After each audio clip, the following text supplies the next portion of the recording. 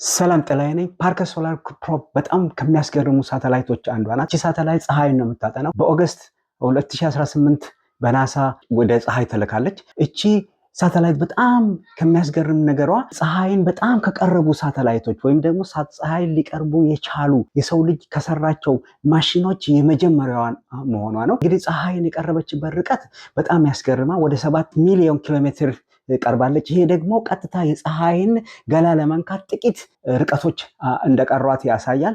እንግዲህ ይሄ ቦታ በጣም ሞቃት ነው። በሚሊዮን የሚቆጠር ዲግሪ ሙቀት ያለው ቦታ ነው። ግን እቺ ሳተላይት ያንን ሙቀትም ሬዚስት አድርጋ ሰርቫይቭ ታደርጋለች። ይህን እንዴት እንደምታደርግ በሌላ ቪዲዮ አሳያችኋለሁ። እቺ ሳተላይት ፀሐይን በመቅረብ የተለያዩ የፀሐይ ባህሪያቶችን ታጠናለች። በዚህ ሚሽን ላይም ተሳትፌያለሁ። የፀሐይ ማግኔቲክ ፊልድ የሚለካ ዳታውን አናሊሲስ የሚያደርጉ ሶፍትዌሮች በማዘጋጀት ተባብሬያለሁ።